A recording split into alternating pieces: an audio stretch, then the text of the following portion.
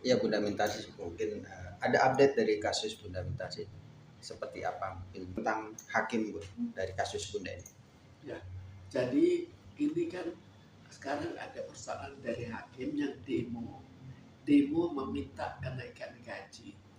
Sekarang saya ingin supaya sama-sama kita membandingkan eh, apa putusan-putusan yang dikeluarkan. Ini demi untuk sama-sama membuka hati bahwa oh hakim kurang gaji, oh yang lain bagaimana. Ya. Dalam hal ini saya berikan suatu contoh nyata. Contoh nyata yang dilakukan oleh Bluebird. Bluebird menggugat saya untuk mengembalikan seluruh gaji dari awal saya bekerja selama puluhan tahun dan jumlahnya itu lebih besar daripada itu. Jadi secara tidak langsung saya kerja itu bukan menerima gaji, malah membayar. Padahal gaji itu bukan, kalau gaji itu kan hak. Bagaimana bisa suruh kerja puluhan tahun dan siapa yang membuat semua program di Bloomberg? Jadi hanya memanfaatkan. Saya menghilangkan, melepaskan karir saya dan akhirnya harus kerja di Bloomberg. Akhirnya gajinya diminta kembali. Jadi setiap saya bekerja dengan perkataan lain, saya membayar karena diminta kembali lebih besar.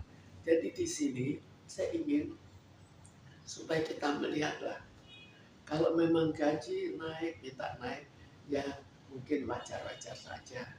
Semua jauh kekurangan. Tapi gaji itu nanti diambil dari mana? Apakah pajak dari semua penduduk dinaikkan atau dari mana? Kalau memang ini berhasil, maka itu bagus saja. Tapi apakah betul akan berhasil? Apakah betul misalnya koruptor-koruptor betul bisa ditangkap dengan kenaikan gaji ini? Jika iya, jelas menguntungkan masyarakat banyak. Tapi saya berikan contoh saya tadi, kita harus bayangkan betapa stresnya. Itu jauh lebih stres daripada gaji yang dianggap kurang. Itu wajar saja kan gaji harus dikembalikan lebih daripada gaji yang pernah diterima, yaitu rasanya terlalu sadis gitu.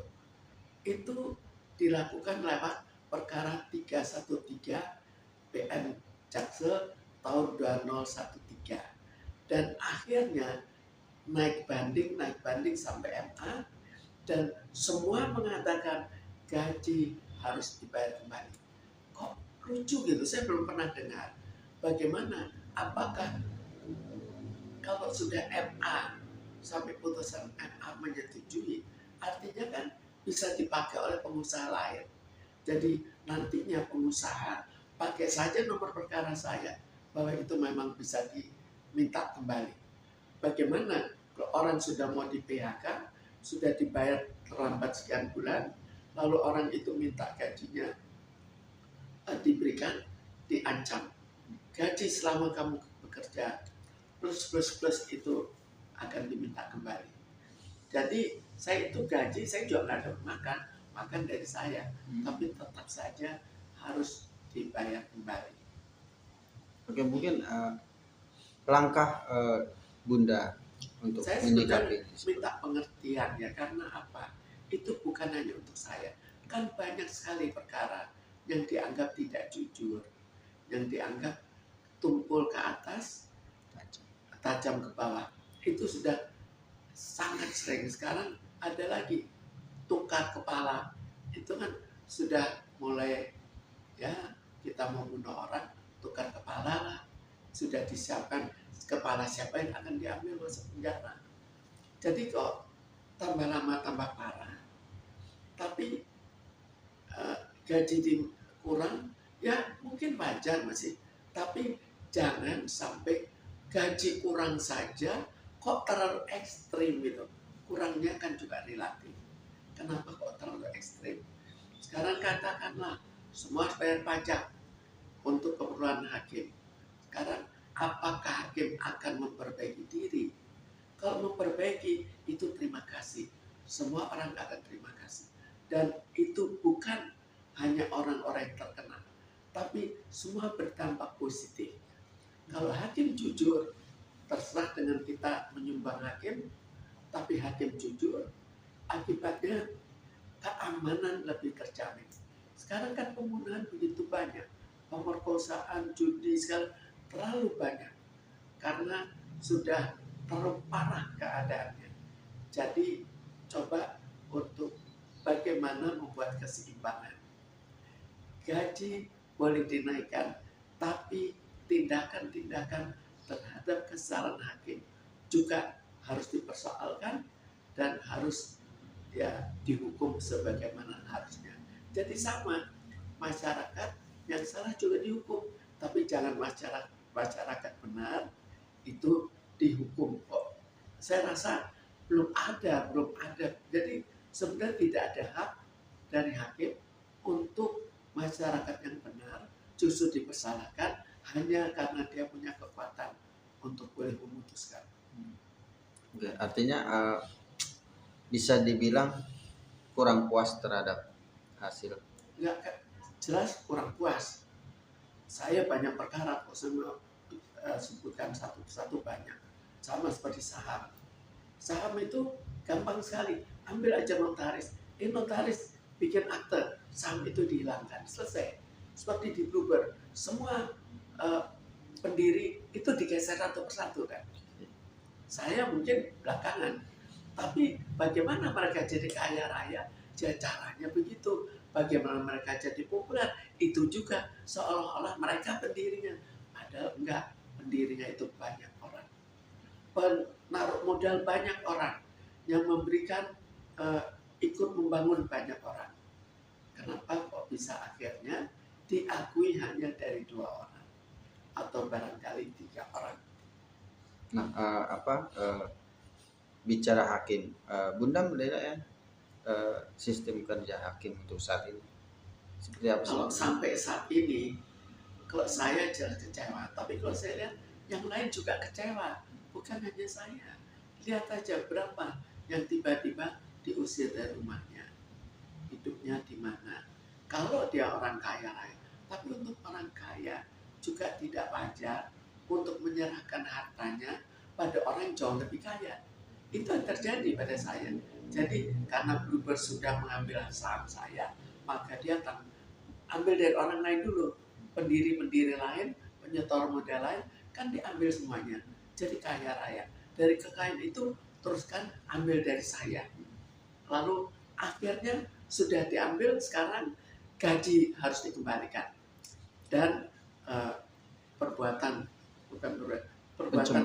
pencemaran nama baik. Jadi apa iya Bluebird namanya jelek? Jadi lalu siapa yang bekerja untuk membesarkan Bluebird? Mereka atau saya? Kita lihat pengakuan orang dari mereka. Mereka juga akui saya, bukan mereka. Artinya selama ini malah Bunda yang... Kalau dari pengakuan saksi-saksi mereka maupun saksi-saksi saya, maka saya lah yang bekerja. Tapi hakim dan MA melihatnya seperti apa, Bu? Padahal Hakimnya, itu alat bukti udah jelas. Hakimnya melihat sebelah. Jadi kalau kita bayangkan coba, misalnya ada akte, semua perusahaan punya akte, sama seperti orang punya nama kamu salah, ya kan itu wajib malah. Terus saya ambil deposito saya salah perbuatan melawan hukum. Terus mereka lapor banyak kejadian ke kepolisian. Saya sampai capek menangani, tapi ya udah saya jalani satu persatu. Kepolisian mengatakan apa? Tidak ada bukti apa-apa. Tapi karena sudah 13 tahun artinya kan sudah tidak ada bukti. Tapi itu tetap saja pengadilan menganggap itu perbuatan melawan hukum. Terus ada lagi bikin banyak rentetan pembuktian untuk mencapai satu hasil laporan ke kepolisian. Polisi karena keterlaluan anehnya mereka mengatakan tidak mau menerima. Akhirnya apa? Laporannya tidak mau diterima. Saya lagi yang salah. Jadi Jadi kalau saya goyang kaki sedikit saja sudah saya salahkan. Tapi kok bisa sampai nggak tahu bahwa itu aneh gugatannya? Kok nggak tahu bahwa itu bukan perbuatan melawan hukum? Itu saya kena berapa? 100 miliar. Jadi kena total 140 miliar. Dan itu saya sudah dipanggil dan anak-anak saya selaku ahli waris harus ikut menanggung. Dipanggil harus ikut menanggung. Mungkin terakhir Bun, apa ini bisa dibilang ini ketidakpuasan, ketidakadilan atas yang Bunda alami. Hanya apa mungkin nggak cuma Bunda yang ngalamin seperti itu. Masyarakat di luar Banyak sana. masyarakat prinsipnya pasti seperti yang dikatakan masyarakat, tumpul ke atas, tajam ke bawah.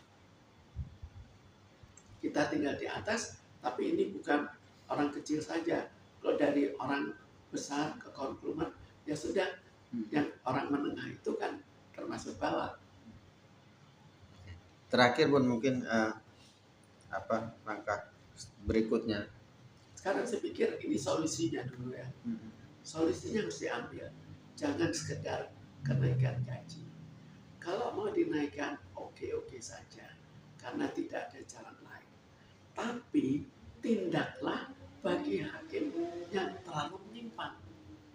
Kita bayangkan hakim MA, gajinya kan sudah besar sekali. Kenapa kok mereka masih mau tajam tumpul ke atas, tajam ke bawah? Kok masih mau pakai rumus itu?